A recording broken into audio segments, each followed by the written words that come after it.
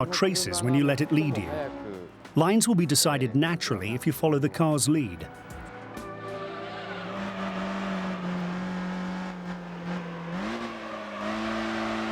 A fast lap isn't about going flat out everywhere. There will be times when you need to go slowly in one section so that you can be quick in another. This is what Driving Test 4 teaches you in Prologue. Here on the real racetrack, it's exactly the same. Master the test in Gran Turismo and you'll master it in real life. The most important thing is to be on the throttle as soon as you exit the corner. The quicker you're back on the gas, the faster you'll be on the straight. Racing school instructors call this slow in, fast out. Try to attack the first section of these corners with too much speed and you'll run wide. Off the track. Then you're in trouble. You'll lose loads of speed and won't get the car into the right position to take the next turn. The end result being you've lost loads of time. The whole lap is ruined, and all because you were too fast in the wrong place at the wrong time.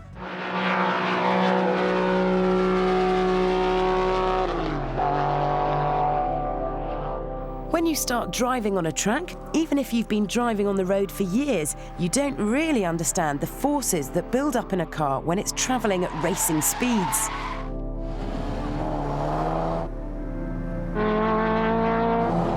The energy which a car creates when travelling at speed can easily push you off the track, as the lads from Polyphony are finding out. So tests like this can be both fun and a steep learning curve.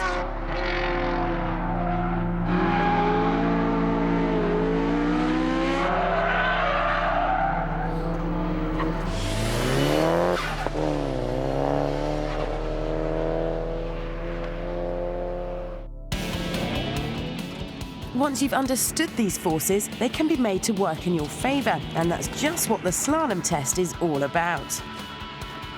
The objective here is to drive through the course in the quickest time without hitting any cones. It looks simple and not very relevant to fast driving, but if you think that, you're very wrong.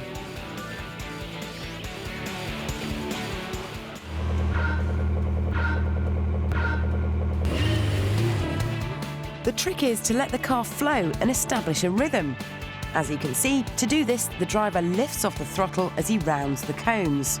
Then he's back on the throttle to the next row of cones. Lifting the throttle pitches the car's weight forward and helps the turn. From the outside, the car's movement should have all the grace of a champion slalom skier.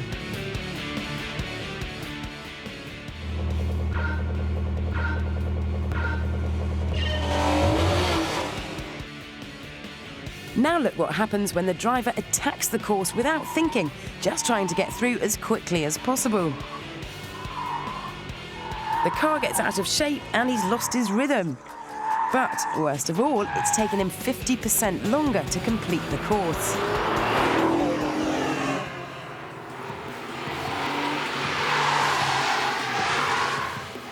It doesn't matter how good your car is or your skill as a driver, you need to keep your concentration throughout these tests or you'll run ragged and spin out.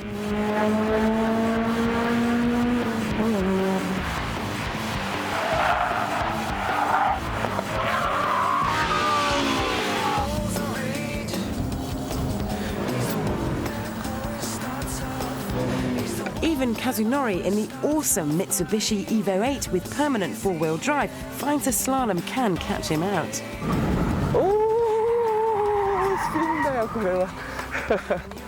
I'm sorry.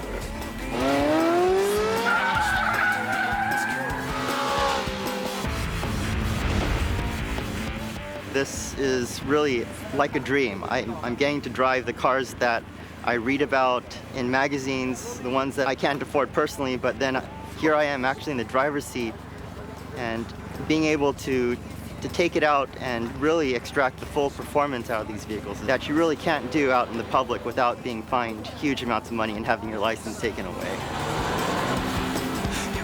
One of the things that I learned how to do was in a car that's going 200 kilometers per hour, it was quite thrilling to be able to brake from that down to zero to stop. Was a real educational experience.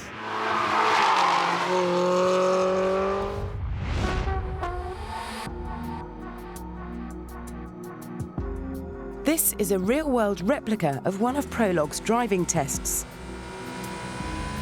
It doesn't sound logical, but in order to go fast, you have to master braking. This test teaches you how to brake hard, smoothly, and with precision.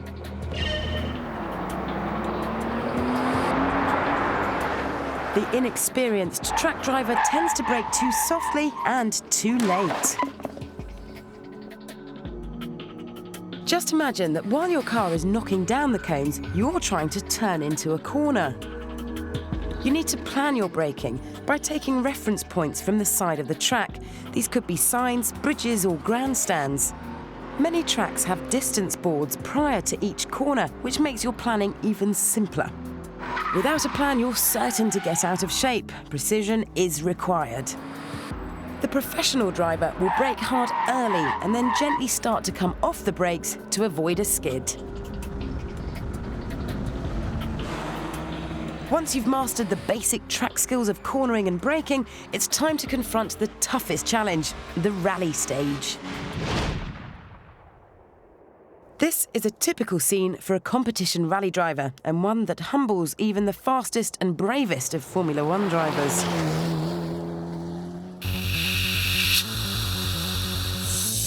Weighing in at just over 1,000 kilos, this is a Group N Mitsubishi Evo 7.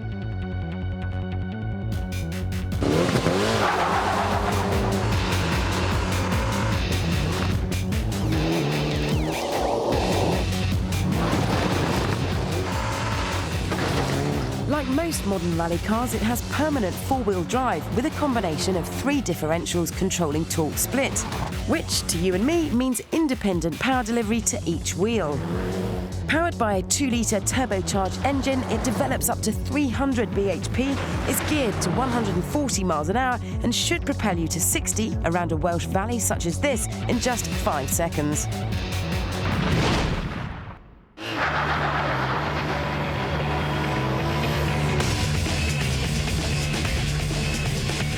When you're spectating on a rally stage as the latest Scandinavian hotshot hammers past in a 4-wheel slide, the term smooth doesn't spring to mind. You'll just want to get in the car, nail the throttle, and hear the engine popping and banging like rifle fire. But to be fast on the dirt, you've still got to work on that smoothness thing. It may look as though your rally hero is all arms and elbows, but he's still trying to make minimum movements. And to interpret the instructions from a navigator and understand the road ahead, a rally driver needs the computing power of NASA combined with the coordination of a dancer. It's all about being prepared for what's ahead and setting the car up for it. The driver is working harder than the road racer with more steering input and gear changing, but his movements should be just as smooth and calculated. Driving a rally car fast is all about flow and momentum. The top rally driver has an incredible level of car control. He feels what the car's doing underneath him, looks ahead at the surface, and predicts every bump and depression's likely effect on the car. It's a lesson in concentration. If you're struggling to control the car, you're not working with it. Things happen fast and you need to be ahead of the game for whatever's round the next corner or over the next crest. A mistake on a racetrack costs just fractions to your lap time. Even a big trip across the grass or a gravel trap might not be the end of your race. In rallying, though, there's less margin for error. It's like you're on a tightrope.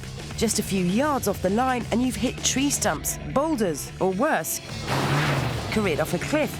And it's goodbye stage win. Hello, mountain rescue.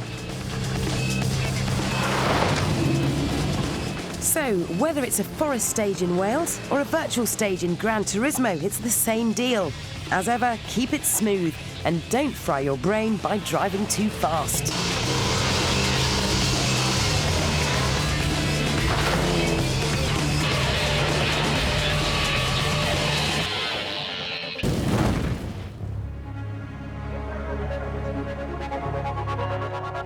I bought my race car because of GT, and when I test drove the car in real life and I played it in Gran Turismo, it was identical. Wherever you're driving, either in the virtual or real world, it's technique that matters. You need to master the skills and learn by your mistakes, and the best way of doing this is in Gran Turismo. Some might say that GT is a racing game. I'd have to disagree. I'd say that it is true to its name. It's a driving simulator. By the time you've passed all the tests in Prologue, everything you've done will make perfect sense. You'll be a better, more confident and smoother driver. You'll have mastered the skills of driving fast and understood what it takes to win races. 全くその通りですね。 Playing Gran Turismo makes you want a car. I've seen so many people like that. It's natural for us to be captivated by cars, not just when we play Gran Turismo, but when we create it too. Whatever your interest in cars and driving, Gran Turismo gives you more experience, more entertainment, and more skill for the real world.